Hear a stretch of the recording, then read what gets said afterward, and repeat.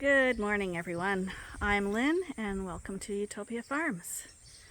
Today, I'm going to talk to you about maybe something that can cause a little bit of controversy, but I thought it was important to discuss some terms that people use to sell their sheep that can be misinterpreted or be a little misleading. So, bear with me, and I'm going to give you my opinion on some of these things. So, if you're looking for replacement animals or starting up a new flock, you'll be calling around to different breeders, hopefully, and doing your research. And hopefully, you'll also be going to the actual farm, seeing how they're raised, seeing the conditions they're in, seeing the entire flock, not just a little snapshot of a few animals. This will give you the much broader picture on what you're investing in, because breeding stock is an investment and you should be trying to find the best you can.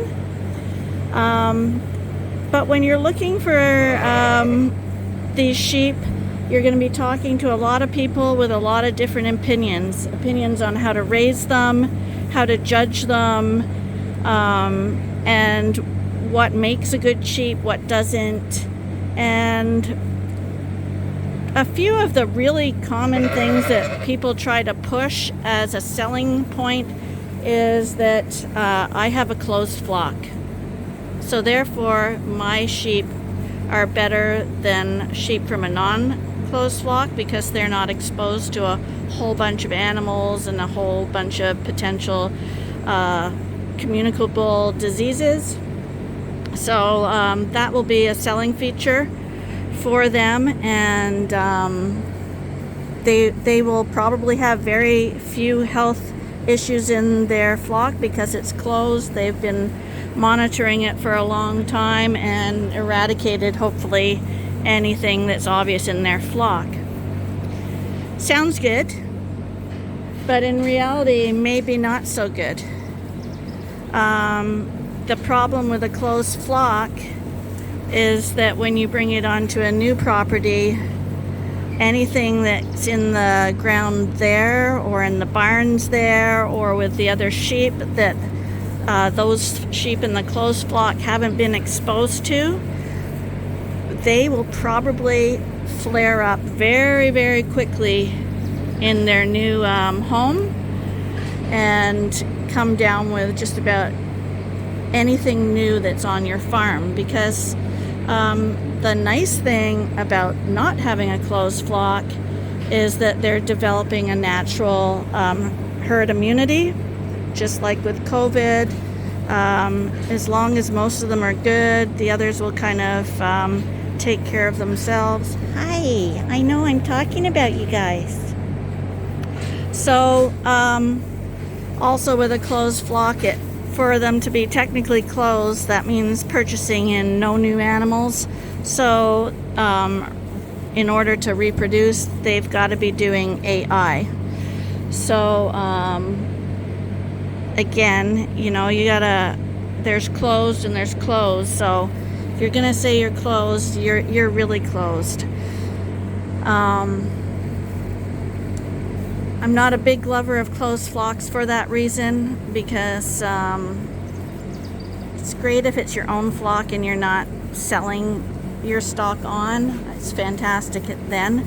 But if you're selling it on to other people, like I said, chances are those animals may not, they still may, but they may not do so well in their new environment.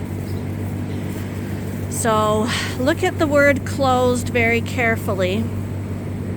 Another thing that people will advertise is we have a clean flock. Our flock is clean. So your question then would be, why is it clean? How are you ranking that cleanliness? Like, what do you consider to be a clean flock? In Canada, most of the people who are saying they have clean flocks are on the Misleading program, and they have attained status A on their flocks, which means that over period of years and ongoing for the lifetime of their farm, they are doing blood tests with a veterinarian on their sheep. At first it's every animal, and then after a few years, once they've determined that there's no sheep in your flock with Misleading, then it will be a random selection every few years. I think it's every 10 sheep they will randomly test. So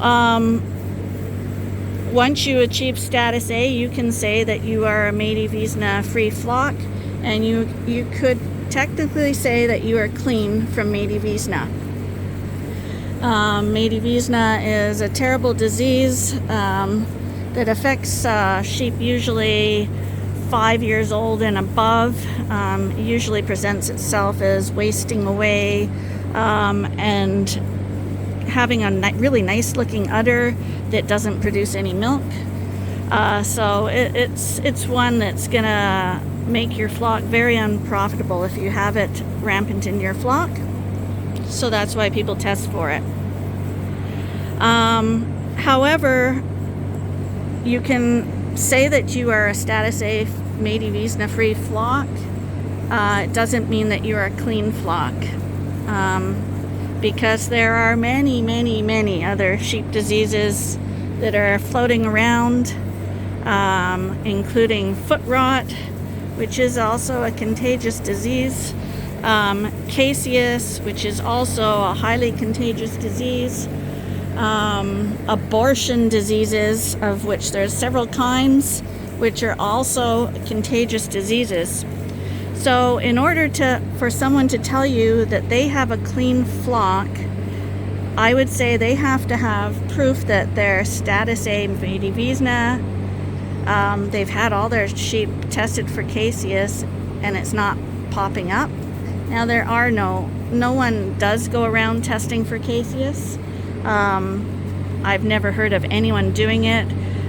Pretty well every flock probably in the world has some form of caseus. It's like a cheesy lump you get. You'll see it on their necks and on various lymph nodes around their bodies. Usually you can lance them, treat them, and they are fine. It will never be a problem for you. The problem arises when that infectious material is forming internally on body organs, which will cause them to die. In 22 years, I have never, ever seen a sheep die of caseus. I'm sure it happens. The good thing about caseus is that there is a vaccine for it. So if you notice your sheep have a lump, one of them has a lump, and you don't want it to spread to your flock, or if you're buying in sheep and you just want to make sure your sheep are all covered for every eventuality, just vaccinate your sheep. It's a once-a-year shot. Doesn't prevent it, but it will stop it from getting out of control. And I guess once you've had sheep a long time, you get used to all these things happening with the sheep.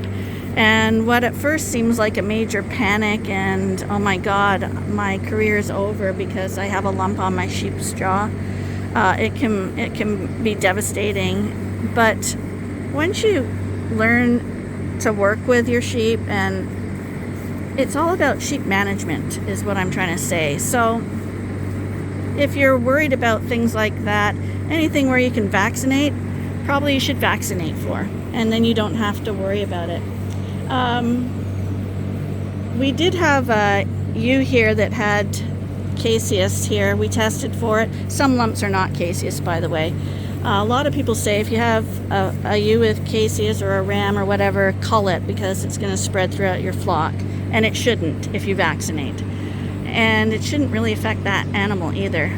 Like I said, I've never seen it personally affect an animal, aside from the external lumps. But I did do a trial.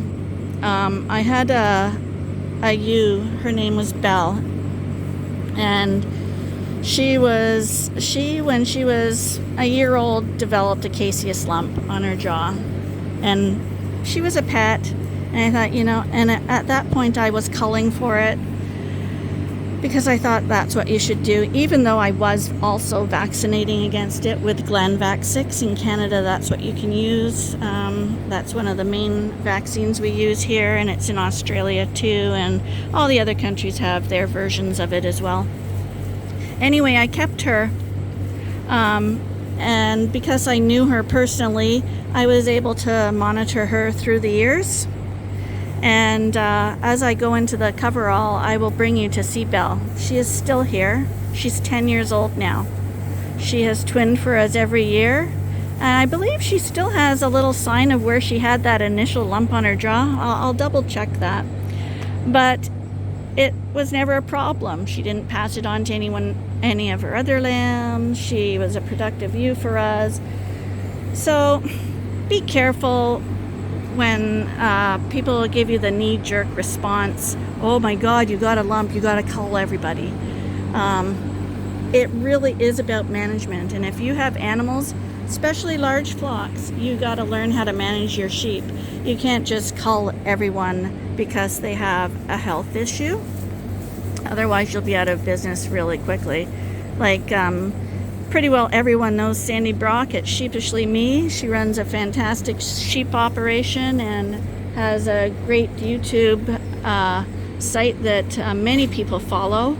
And she's a good example of a non-closed flock who has experienced just about every illness that I've ever seen in sheep. Like, she's seen more than me, I swear. But she's dealt with Misleading, caseous, abortion diseases, Cache Valley virus. And at the time, I'm sure she would even attest to it, that it's devastating when you think that this is here and you think it's going to be the end of your flock. But if you watch her site, and almost 1 million people do watch her, you'll see she's going strong as ever, but she's managing. She's vaccinating, she's learning for signs of illness, she's culling, and there's no reason that anyone can't have a functional, healthy flock without having certification, as long as you use proper care, management techniques, and keep good records, which you have to use whether you're on status A Misleading flock, or if you're anybody. You should always keep records to know how your animals are producing, what type of lambs they're producing, how many they're producing, who's getting sick, who's not, who never gets sick. These are important things for making culling decisions in your flock. But please don't be misled by people saying, oh, so-and-so is not on test, therefore they have bad sheep. It's not true. And likewise, saying that someone is a Misleading-free flock is a perfectly disease-free flock is also not true. So now I'm in the ram lamb pen, which are all the boys that we have for sale this year. Since we're talking about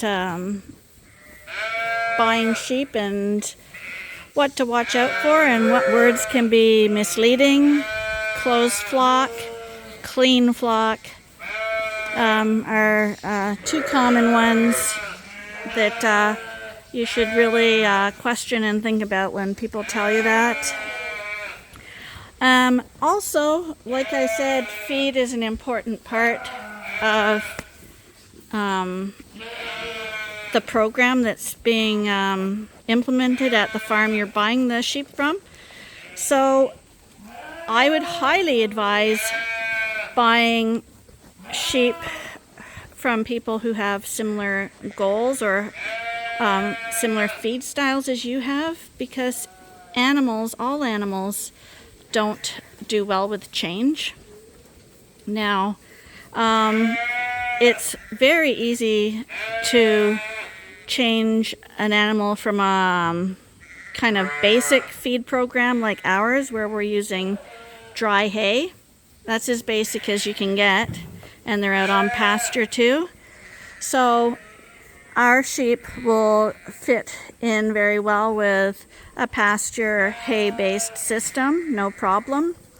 And if they're privileged enough to get onto a farm where they are feeding corn silage and all the higher octane feeds, they'll also do okay, because it's kind of like if you're feeding somebody roast beef and that's what they've lived on, and then you take them back and feed them McDonald's hamburgers, they're probably going to feel like you're torturing them. It's the same with sheep. If you're buying sheep from a flock that's feeding corn silage and really, really high octane feeds, and you want to have a hay-based system at your farm, it is very difficult to get those corn silage sheep onto regular feed again. It can be done, but you have to be aware it's a process, and we have actually lost sheep that came from farms like that and just didn't understand what hay was, and they died. They just wouldn't eat. And it's happened more than once. So it's something to be aware of. When you're buying show sheep from like things like the Classic and stuff like that, you also got to realize that those sheep have been pampered like crazy to get in that condition so that they look show worthy. And also when you bring them home, you got to expect that they are going to lose condition, and a few months from now are probably not going to look like the sheep you purchased, unless you are on really a high octane diet yourself at your farm. So not saying don't buy from these people or these sheep, but beware, because you're going to have to watch them. The transition can sometimes be a little difficult. Likewise, if you are a big farmer like us, and we're not huge, but we're larger than a lot of the average sheep farm in Canada, and if we buy from flocks that have a flock size of, say, 12 to 20, we have to be very careful introducing sheep like that into our flock, because again, the numbers that we have here can be intimidating for some sheep, and they will stand back rather than compete for the feed at the trough, and can go downhill very quickly. So when you're buying, these are the things you need to be looking at. How you are going to manage your sheep and what your goals are very important. How the people you are buying from are managing and caring for their sheep, because the easier the transition, the smoother it will go for you. Clean flocks. Nobody has a clean flock. I totally don't believe it. Everyone's got something. But it's all about management. Look after your sheep. The biggest, I swear, the number one thing that will lead you to success in the sheep industry is feeding it correctly and feeding it well. It's like anything, even people. When you have a baby, you feed it the very best you can feed it for as long as you can, and that baby will grow up to be a strong, healthy adult. If you decide that you're bottle feeding your baby is getting too expensive and you cut it off like several months earlier, chances are that your baby will not grow to be as big as it would have if you had kept on with the extra feed. It's the same with sheep. If you cut them off too early, they will still, they're not going to die, but they will probably not grow to their potential. It's the easiest way to guarantee success in your flock. And then you got to look at the genetics. And that's where the breeders come into play, and that's where you should go see the breeders, look at the sheep you're buying, do your research, see what they have to say. A few minutes talking to a breeder will tell you a lot about the system. If something doesn't sound right, go Google it. Go and check it on YouTube. Like, there are a million different opinions out there, but there's going to be something that clicks with you. And the reason I'm bringing up this topic is that we are not on tests for anything. But I would challenge anyone's flock to have as healthy and clean a flock as ours. That's not to say we don't have caseus. We do have caseus cases, but I vaccinate for it. It's under control. It's not causing me any losses on profitability in any way. Sore mouth, you saw it, we have it. A lot of flocks have it.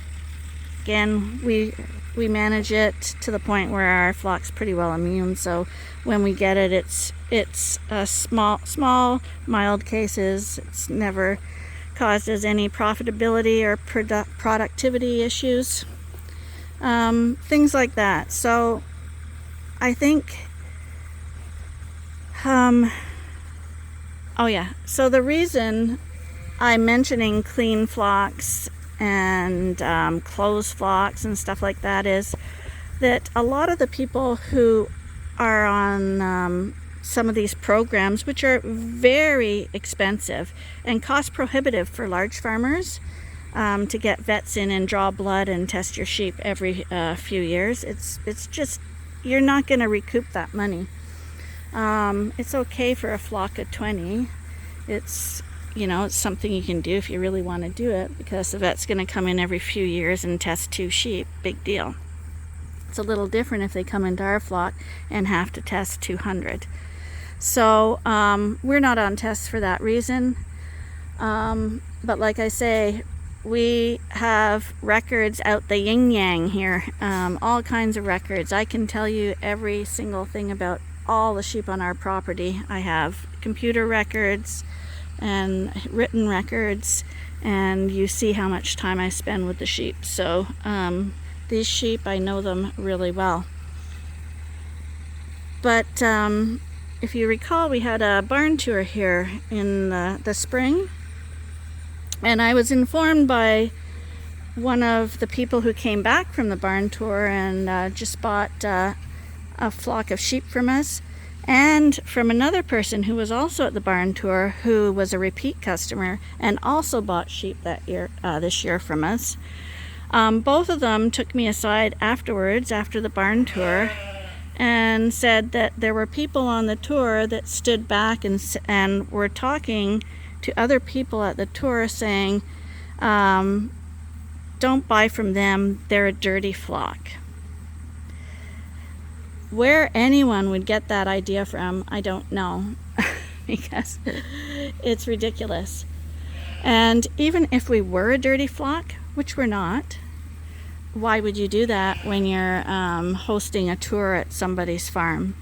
It's mean-spirited and jealous, and didn't affect those people who overheard the conversation. They came back and bought sheep from me, and they have in the past too. And our feedback on people who have bought from us has always been positive, and the proof is that we do survive on repeat customers. I mean, we couldn't be doing what we do if people came in and never came back. We want people to come back all the time. So what I find is that you get the jealousy factor and people will badmouth you, or you'll get the people who are actually on tests, and I think because they're paying all the money and doing the investments for it, they kind of feel like they have to poo-poo the other breeders that aren't on it. I don't know why you'd do that, because I would never criticize them for being on tests. I think it's great if you can afford it and want to do it. I don't think it's necessary, but to each his own. But I don't know. It's a small industry, especially in Canada, and word travels quickly, and everyone knows who's saying what about each other, even though you think you're saying it in confidence. So I don't know. You'd think you'd be helping to promote the industry and promote good sheep breeders, be they on tests or not, because the majority of flocks in Canada are not on any form of testing, and that does not mean that the Canadian sheep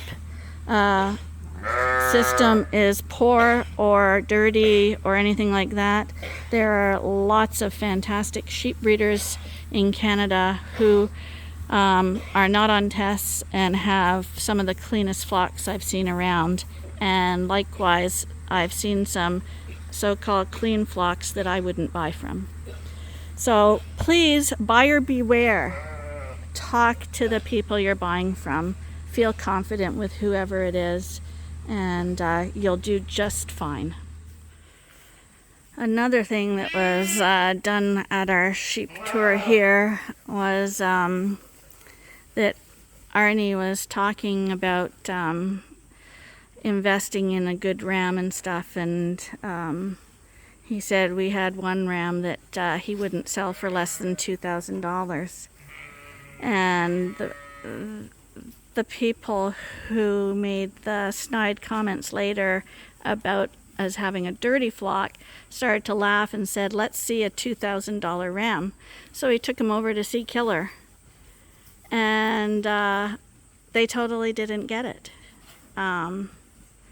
And I will tell you, well, you know that we haven't bought a ram under $3,000 for years at our farm, and a $2,000 ram is nothing for an investment.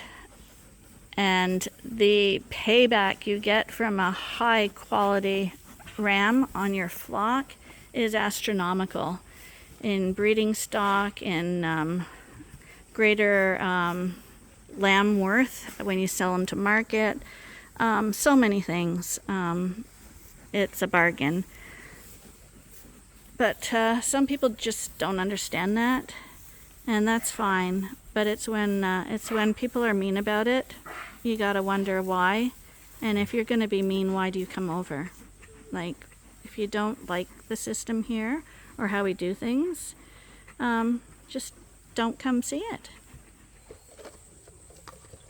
So even though I wanted this video to be an informative one for people buying sheep, because I see a lot of ads going around right now and people advertising clean closed flocks and stuff like that, and I thought, you know, maybe people do need to know a little bit more about that and what's involved, and what those statements actually mean or don't mean.